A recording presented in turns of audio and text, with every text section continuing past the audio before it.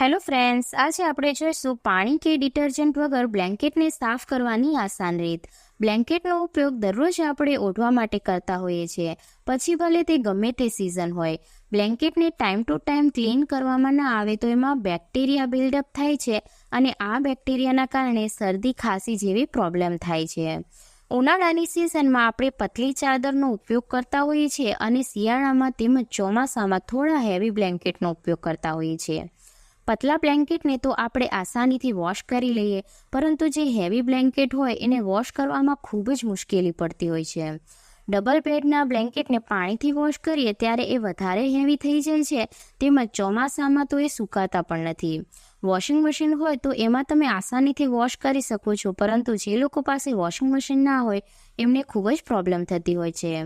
તો આપણે એને ડ્રાય ક્લીન કરવાની એક આસાન રીત જોઈશું, જેથી તમારે એને ડ્રાય ક્લીન કરાવવા માટે બહાર પણ નહીં મૂકવા પડે અને તમારા પૈસા પણ બચી જશે.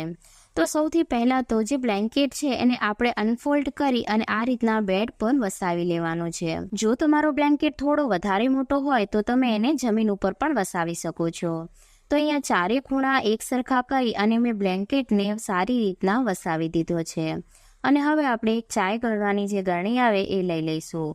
ગરણી છે થોડી જે ઝીણી આવે એનો ઉપયોગ કરવાનો. અને ત્યારબાદ હવે આપણે બેકિંગ સોડા લઈશું. બેકિંગ સોડા છે એ ક્લિનિંગ માટે ખૂબ જ ઉપયોગી છે. બેકિંગ સોડાથી તમે કોઈપણ વસ્તુની ક્લિનિંગ છે એ આસાનીથી કરી શકો છો અને બેકિંગ સોડા દરેકના ઘરમાં અવેલેબલ હોય છે.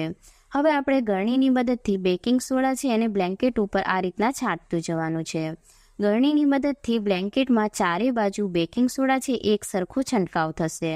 જો તમે હાથેથી કરશો તો એક સરખું નહીં છાંટાય. તો આ રીતના આપણે બેકિંગ સોડાને ચારે બાજુ છાંટતું જવાનું છે. જો તમે પાણીથી બ્લેન્કેટને વોશ કરો છો તો બ્લેન્કેટ એકદમ હેવી થઈ જાય છે, જેના કારણે એનું પાણી કાઢવા માટે તમારે બીજા 2 લોકોની જરૂર પડે છે. અને ચોમાસામાં કે શિયાળામાં તડકો ઓછો નીકળવાના લીધે જલ્દીથી સુકાતા પણ નથી. તો આ રીતના આપણે આસાનીથી એને ડ્રાય ક્લીન ઘરે જ કરી શકીએ છીએ. તો આ રીતના ગરણીની મદદથી ચારે બાજુ મેં બેકિંગ સોડાને પ્રોપર રીતના છાંટી દીધું છે. અને હવે આ બેકિંગ સોડાને આપણે અડધો કલાક માટે એમ જ રહેવા દઈશું, જેથી જેટલા પણ બેક્ટેરિયા વગેરે હશે બેકિંગ સોડાના લીધે મરી જશે અને બેક્ટેરિયા છે એ ક્લીન થઈ જશે. હવે આપણે એક આ રીતનું કપડાં ધોવાનું જે બ્રશ હોય એ લઈ લેવાનું છે અને આ બ્રશની મદદથી આપણે આ રીતના જે બેકિંગ સોડા છે એને ક્લીન કરતું જવાનું છે. આનાથી બ્લેન્કેટની અંદર જેટલી ગંદકી હશે એ પણ ક્લીન થઈ જશે અને જે બેક્ટેરિયા છે એ પણ બધા ક્લીન થઈ જશે. જો તમારી પાસે કોઈ ડસ્ટિંગ બ્રશ હોય તો તમે એનો ઉપયોગ પણ કરી શકો છો. તો આ રીતના આપણે બેકિંગ સોડાને કાઢી લેવાનું છે.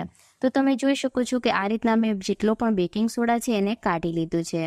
અને જ્યારે પણ આપણે કોઈ બીજાનું બ્લેન્કેટ યુઝ કરતા હોઈએ, ઘરની અંદર આપણે એકબીજાનું બ્લેન્કેટ યુઝ નોર્મલી કરતા જોઈએ છીએ, તો બ્લેન્કેટમાંથી વાસ આવવા લાગે છે.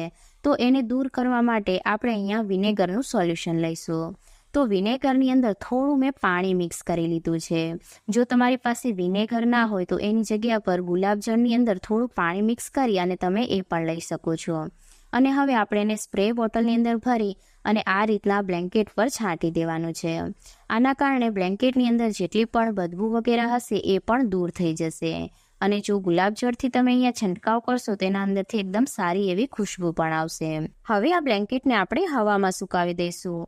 તમે જોઈ શકો છો કે આ બ્લેન્કેટ આપણો એકદમ સારી રીતના ક્લીન થઈ ગયો છે. તો આ રીતના તમે ઘરે જ બ્લેન્કેટને ડ્રાય ક્લીન કરી શકો છો. જો આજનો આ વિડીયો હેલ્પફુલ લાગ્યો હોય તો જરૂરથી લાઇક કરી દેજો.